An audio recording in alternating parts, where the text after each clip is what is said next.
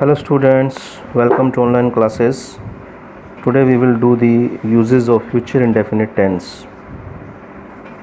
Use of future indefinite tense in various situations.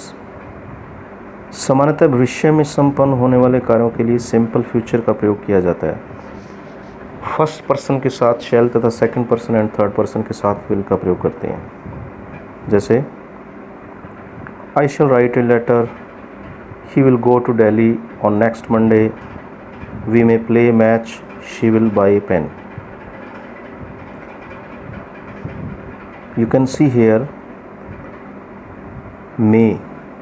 Yesterday we talked about may, can, must. These are also used in future tense. तो ये क्या future को show करते हैं, मे, can, must.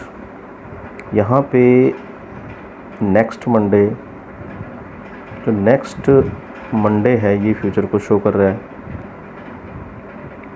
In this way clause of condition and clause of time वाले वाक्यों में future indefinite का प्रयोग किया जाता है. इस संबंध में विस्तार से प्रेजेंट इंडेफिनिट के अध्याय में बताया गया है. तो ये हमने बात की थी if, as soon as, in case. ये कंजक्शंस हैं, इनकी बात हमने कर ली थी प्रेजेंट इंडेफिनिट में. यानी कि I shall go to market if it rains. तो देखिए इस सेंटेंस के अंदर एक तरफ फ्यूचर इंडेफिनिट है और दूसरी तरफ प्रेजेंट इंडेफिनिट है. तो इसके अंदर इफ़ कंजक्शन का यूज़ हुआ है. इफ़ कंजक्शन जोड़ने के लिए यूज़ की गई है दो सेंटेंसेस को. We shall move as soon as the taxi arrives. यहाँ भी देखिए एक तरफ फ्यूचर इंडेफिनिट है और दूसरी तरफ प्रेजेंट इंडेफिनिट है. तो इसमें भी एज सुन एज कंजक्शन का यूज़ हुआ है. I shall start my work as he comes. As conjunction का यूज़ हुआ है. जैसे I shall start my work, मैं अपना काम शुरू करूँगा जैसे ही वो आता है. ही comes, as he comes. will be shall be का प्रयोग निम्न प्रकार किया जाता है. tomorrow will be Monday, he will be 25 in January, I shall be 50 on next birthday,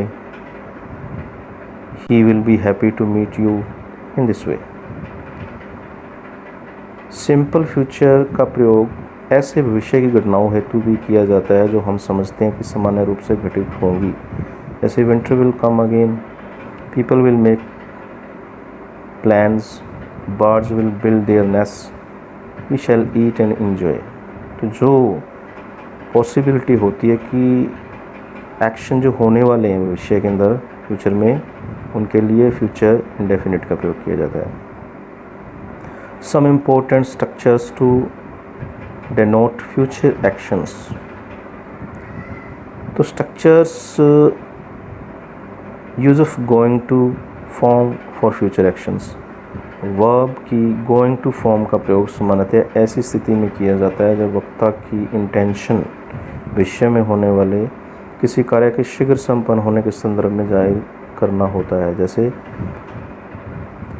I shall buy a TV, I am going to buy a TV, he will write a letter. तो हम इस तरीके से भी future indefinite tense का use कर सकते हैं. यानी फ्यूचर एक्शन को प्रेजेंट कॉन्टिन्यूस टेंस में भी हम बोल सकते हैं. He is going to write a letter, she is going to inform him, we are going to do this work in this वे. जैसा कि आप कई बार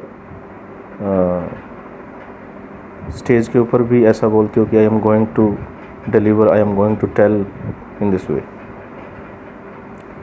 फ्यूचर एक्शंस हेतु अबाउट टू का प्रयोग निम्न प्रकार से किया जा सकता है. देखिए अबाउट टू जो होता है वो हमें क्या बताता है कि होने वाला है. कोई भी काम जो है होने वाला है, तो काम जो होगा वो किस में होगा, फ्यूचर में होगा. The train is about to start, the shop is about to close, the chief guest is about to arrive. Train जाने वाली है, दुकान बंद होने वाली है, मुख्य अतिथि आने वाले हैं. We are about to finish, हम ख़त्म करने वाले हैं. इन दिस वे इस तरह के वाक्यों में is, am, are, about to का प्रयोग किया जाता है. प्रेजेंट इंडेफिनेट के वाक्यों द्वारा भी फ्यूचर एक्शन को बताया जा सकता है, जैसे मिस्टर शर्मा रिटायर्स ऑन 31 दिसंबर। अब ये रिटायर्स जो वर्ब यूज़ की गई है, इसमें एस यूज़ किया गया है वर्ब के साथ में।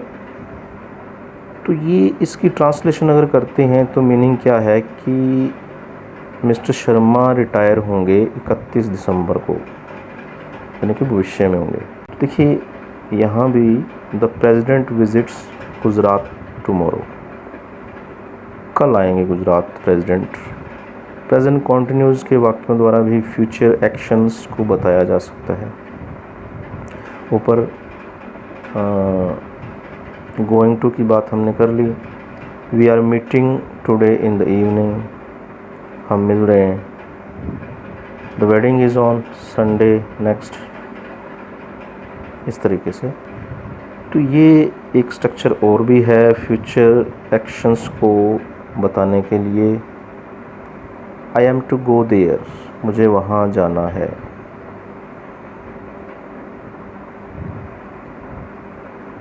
ही is to complete his work. अब यहाँ पे वो स्ट्रक्चर बता रहा है is am are +2 plus first form.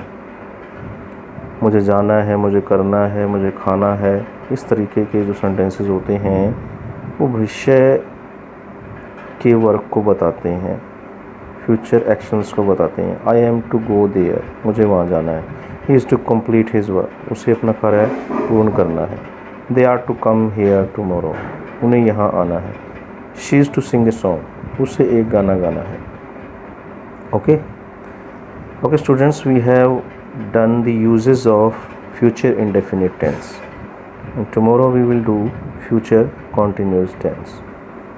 Thanks and have a lovely day.